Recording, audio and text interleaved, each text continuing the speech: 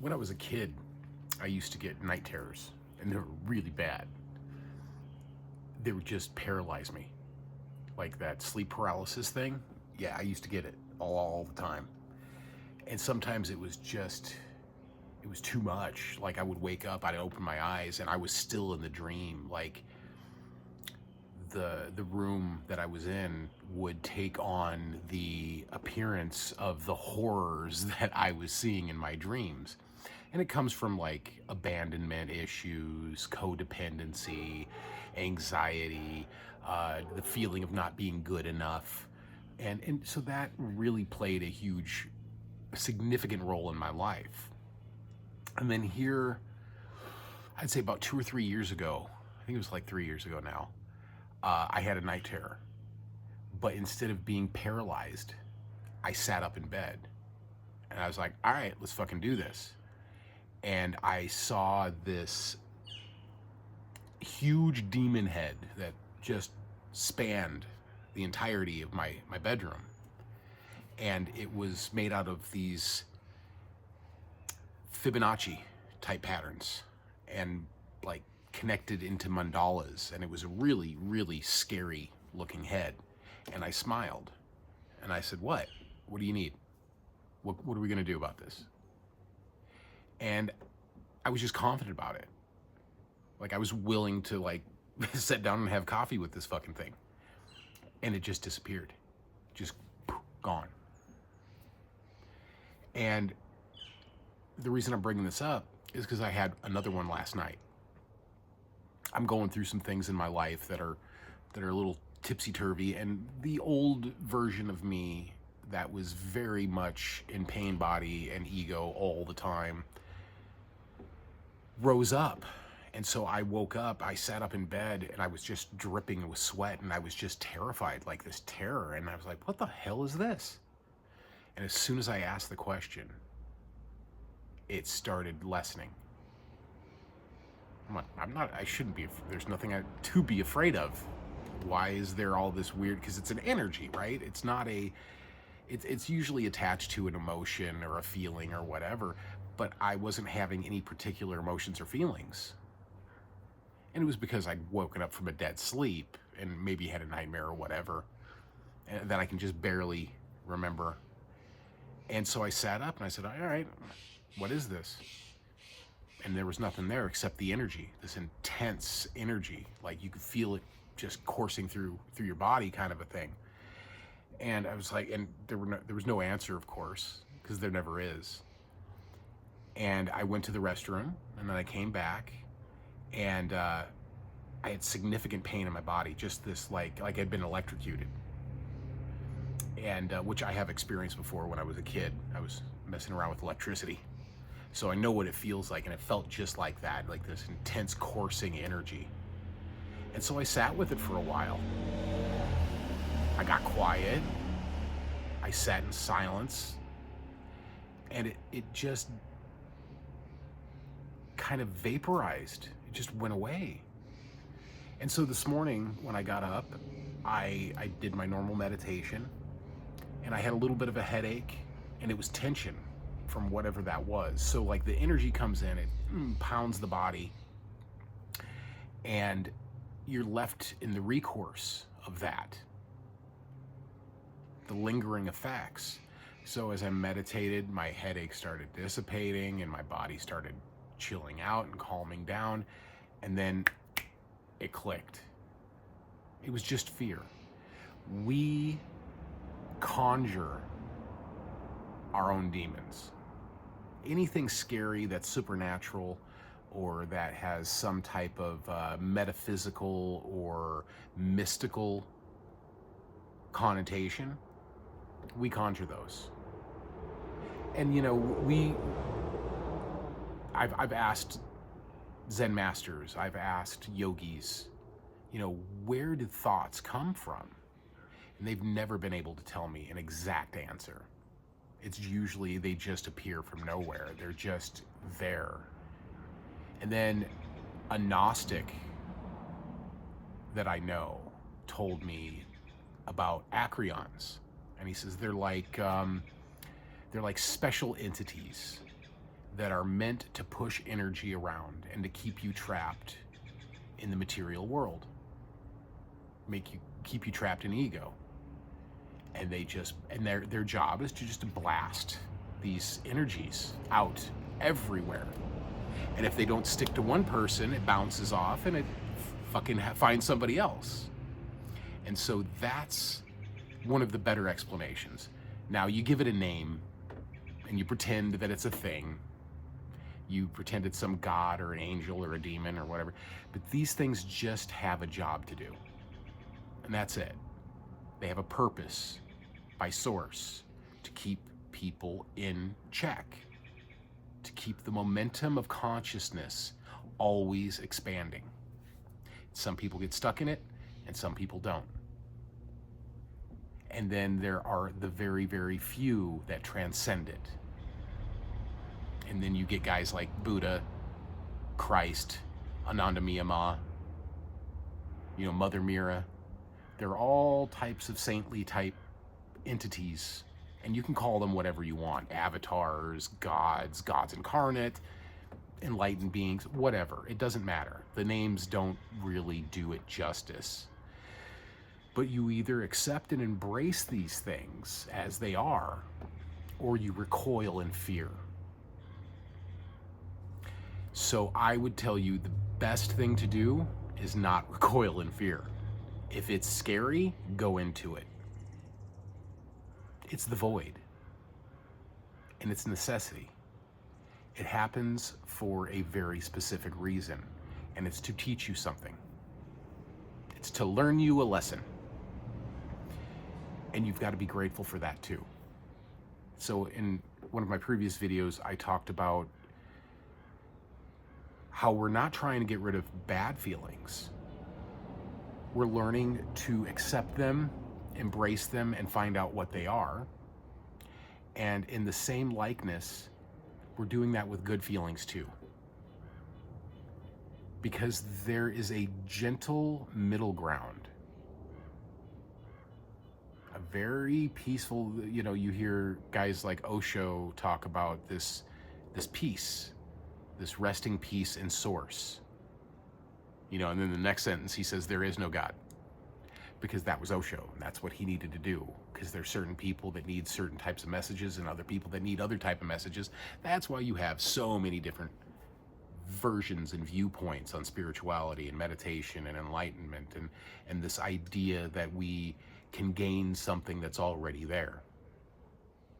And all it is just looking at yourself, looking at the things that you're not comfortable with. Like, this is uncomfortable, it's uncomfortable. That's why sometimes you get thrown into a life lesson that really sucks. But it's because you need it. Demons are angels wearing masks. In that, when you go into your darknesses and you go into your lights, you find a middle ground. It's like the yin-yang symbol, right? That line in between the good and the bad and the bad and the good inside the bad, that line right there, that's presence, that's awareness, that's conscious awareness. I'm sure you've probably experienced this because some of my meditation students and friends and colleagues, I've talked about how easy it is to forget that these epiphanies that you have about being source, being oneness, the singularity, how easy it is to forget that stuff when you get into pain body, when you get into a mode of fear or happiness, lusts. When you delve into these feelings, they become more real because we're in the material world than the mystical side of it, which are examples or expressions of our oneness. And the reason it's so easy to forget is because it's supposed to.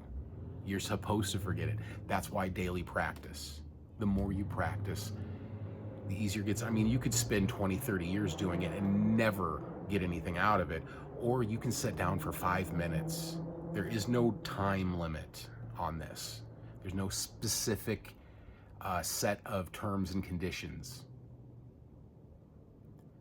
Your beliefs will hold you back. Your expectations will hold you back. The anticipation you have of the thing will hold you back. Because you're not uncovering or digging up a treasure. You're just exposing the earth that it's buried in. So it can get really slippery and really easy to forget. And that's why, I mean, it's not just me that suggests it. It's everybody that suggests it. Everybody in the spiritual circle will say that, like, you need a daily practice. You need to maintain a daily practice. You're going to go on. You're going to have your job. You're going to have your relationship. You're going to have your children, your responsibilities. You got to pay taxes. You got to, tune up your car. These are all mundane material things that we have to put energy into in order to maintain a lifestyle or an expectation of a lifestyle. But always keep source in mind. Always ask, why am I doing this? What am I hoping to gain from this? You ask an alcoholic why they drink, and they'll say, because it makes me feel good, because I don't normally feel good. And then you tell them to question that every time they have that thought, that feeling, to question what it is. Why do I really need this? Why do I need it? Is it to get away? Is it to run away from uncomfortable things? Am I afraid that if I quit drinking, I'll die? I won't enjoy life as much as I do when I do drink? And drinking is a metaphor for everything. All of your dopamine hits, all of your desires, all the worldly things that you think bring pleasure can actually be your hindrance. That can be the very thing that's keeping you back from who you actually are, your true nature. So I suggest meditation because it works for me. But it might not be meditation for you. It might be yoga. It might be art. It might be music. It might be gardening. Maybe you like working on cars. Maybe you build hot rods. Whatever you can do to get into a Zen moment where there is no thought, no mind. Runner's high is a very good example. You talk to runners that do it regularly, and they say you just get into this mode. Well, that's what I can do in meditation. I get a runner's high in meditation, a Zen moment. There's a story of Shinichiro Suzuki at the Zen Center in Minneapolis, and the lady that told it is a writer, and she wrote a book that outlined her life at the Zen Center. And she said she was sitting on this little bridge that overwent a creek, and she was just staring off into the distance, and she was seeing energy. She was seeing the light and energy in things coming out. And it happens. It's a phenomenon with certain levels or understandings of mindfulness. And Shinichiro Suzuki walked by and he goes, "There, that's good. Keep that." And it just blew her mind that he knew that she was having an experience and that she was seeing what she was seeing, and it clicked her out of it, but not fully out of it. She was still seeing what she was seeing. And he knew she was seeing what she was seeing. There is an absolute awareness or a very intrinsic consciousness to this stuff. And when you have a daily practice, when you maintain gratitude, and even micro gratitudes, like thank you for this cup of coffee, thank you for the air I'm breathing, things that we don't think that we should really pay much attention to or feel a need to feel grateful for, are the very things that we should be grateful for. Thank you for my goofy smile. It's that in depth. My best method for meditation is as soon as I get up. I use the restroom, I come downstairs, I meditate. I sit in the dark and I meditate because I usually get up around 4 a.m. between 3 4:30 in there. And I will set in meditation for a half an hour, set a little timer. Sometimes I do japa and I count my beads, or I will just go into breath, or I will do a type of zazen where you just watch the inhale and exhale. You're not doing any counting or anything. It's just a nice deep breath in, a nice deep breath out, and you maintain that for X amount of time. And sometimes it's funny because you'll set a timer for a half an hour and it'll shock you back into consciousness, and you're like, damn it, if I could have just got an extra half an hour. So if that's the thing too, and you're noticing a pattern there, then don't set a timer. If you have a Saturday off and you're not with the family and you have some alone time and you're in silence, do the Robert Adams method of just setting in silence for as long as you possibly can. And then you'll naturally come out of it and whatever. And maybe you'll have your mystical experience there. The deal is to maintain the understanding of the mystical at all times. Why things move the way they move. Movement is important. Energy is important. Do your meditation. Read spiritual things. Watch spiritual videos.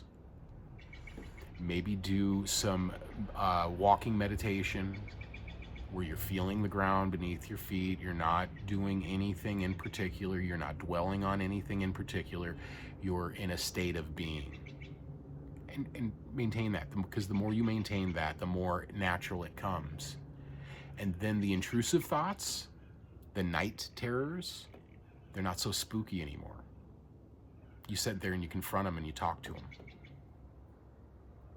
And I've noticed now there's a supernatural type of a feeling to it. So the house will creak. Things will fall in the dark. You'll hear moans from outside. Anything it can do to scare the shit out of you, to get you to run away. Whatever it can do. But it can't hurt you unless you allow it to hurt you. You're looking to embrace it, to be one with it, to allow it. Ask what it is.